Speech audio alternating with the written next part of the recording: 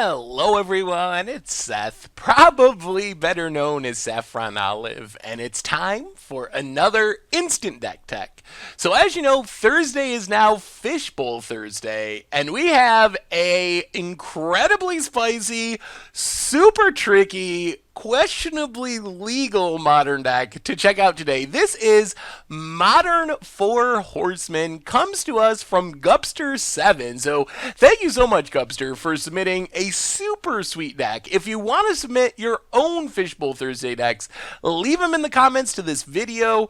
You can tweet them to me at Saffron Olive, email them to me, saffronolive at mtggoldfish.com, however you want to get them to me, but keep sending them in because they have been super awesome. Anyway, a quick reminder before we break down Gupster7's Four Horsemen for Modern. If you enjoy this deck and you want to see it made into videos, take a minute, click the like button, the subscribe button, leave a comment, anything you can do to support your deck, because whichever deck is most popular gets a shot at being made into videos next week. So, Four Horsemen is a combo deck, and the basic idea of this deck is we get down a Mesmeric Orb. We have like four combo pieces I think we need to really go off. So we get down a Mesmeric Orb, which is a 2-mana artifact that makes it so whenever a permanent becomes untapped, that permanent's controller mills the top card of his or her library. So that's step one, Mesmeric Orb down. The next piece of the puzzle is Fate Stitcher or Kiora's Follower. Things that can untap any permanent. So the idea of this deck is we are going to tap and untap something, which we'll talk about in a minute, over and over and over again, which triggers Mesmeric Orb along the way. So Fate Stitcher is the better of our two untappers because we can just naturally mill it over with Mesmeric Orb and then unearth it for just a single mana. But Kiora's Follower works as well. It's kind of our backup Fate Stitcher. So once we get down Mesmeric Orb, we get our Fate Stitcher or Kiora's Follower. The next piece of the puzzle is Intruder Alarm, which makes it so whenever a creature enters the battlefield, all creatures untap. The final thing we need to get is a Forbidden Orchard. So this is where we're at. This is the plan of the deck. Get down the Mesmeric Orb, we get our Fate Stitcher or Kiora's Follower, along with Intruder Alarm and Forbidden Orchard, and then what we can do is tap Forbidden Orchard to add a mana of any color. We're also going to give our opponent a 1/1 colorless spirit token, which is going to trigger our Intruder Alarm and untap our Fate Stitcher. And when Fate Stitcher untaps, we also mill one card from the top of our library. Then we can do that over again. We tap the Fate Stitcher to untap the Forbidden Orchard, tap the Forbidden Orchard, give our opponent a spirit, untap our Fate Stitcher with Intruder Alarm. When it untaps, we're milling ourselves with the Mesmeric Orb. So the end result of this is we not only make infinite mana, but we can mill our entire library. So the tricky thing about this deck, and where it gets questionable, is we're not actually trying to like mill our whole library and win with Laboratory Maniac or something.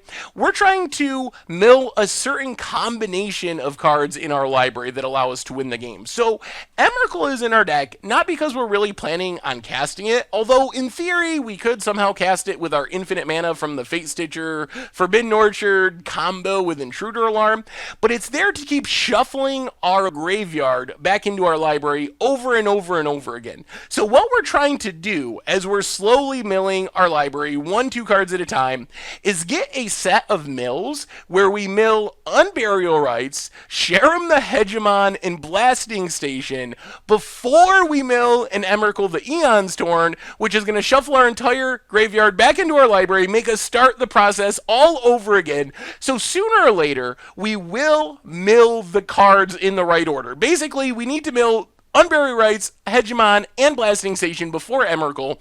So this deck has been played in Legacy before, but there have been some legality issues because you're not actually advancing the game state because you're just milling. There's no real end in sight, so you can get slow play warnings for it. However, this build is a bit different since we are comboing with Forbidden Orchard and we're giving our opponent a spirit every time we're going through this loop, we shouldn't technically be slow playing because we are advancing the game state. Something is taking place on the battlefield every single time we go through the loop. So no matter how many times we mill ourselves, something is actually happening to advance the game of Magic, and that something is our opponent getting that spirit token over and over and over again from Forbidden Orchard. So what we're going for is eventually milling those 3 cards before Emrakul. Then we Unburial Rights the Sharam the Hegemon, which gets us back a 5/5, also lets us reanimate an artifact, which is going to be Blasting Station. So we get back to Blasting Station,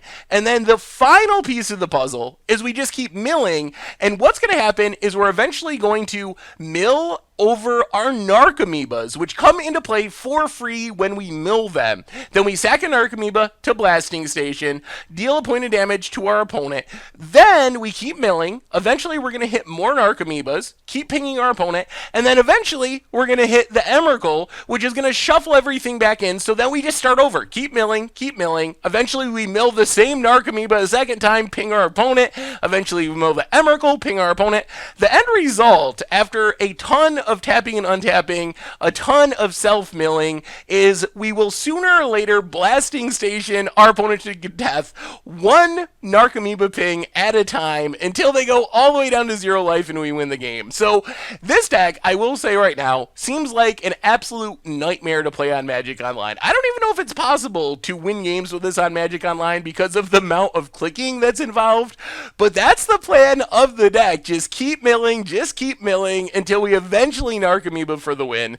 The rest of the deck, we got some counters for protection. Remand, Cryptic Command, Muddle the Mixture, can also do some transmuting in a pinch. Path to Exile gives us a removal spell. And then Noxious Revival, I'm not 100% sure what the specific purpose of this card is in the deck. I guess it is a good way that we can protect something like Emrakul from a surgical extraction. Like if our opponent goes to exile our Emrakul, we just put it on top of our library, mill it over again. So my guess is it's protection from surgical extraction, but there might be some other purpose as well that I'm not seeing. As far as the mana base, Tolaria West gives us a way we can tutor up our Forbidden Orchard, one of our key combo pieces, a bunch of fetch lands, some shock lands, some basic lands. In the sideboard, pretty straightforward. Spell Pierce, Mana Leak, protect our combo. Make sure our opponent can't disrupt us with instant speed stuff. Nature's Claim, 4 of to get rid of Rest in Peace, Grafdigger's Cage, those type of graveyard hate spells that would just totally beat our combo on their own. And then Timely gives us a bit of life gain against aggro, helps us stay in the game while we're setting up the combo, Kitaki for affinity, and the 4th Path to Exile. And that is Modern Four Horsemen, and that's our Instant Deck Tech for today. So thank you very much for watching. I hope you enjoyed the video, and I will talk to you soon. Thanks for watching the video. If you enjoyed it, help us out by clicking that like button down below. And to keep up on all the latest and greatest, click that subscribe button. And don't forget to hit that bell icon to get alerts whenever we have new videos. And if you want to, check out some of our other sweet videos here and here.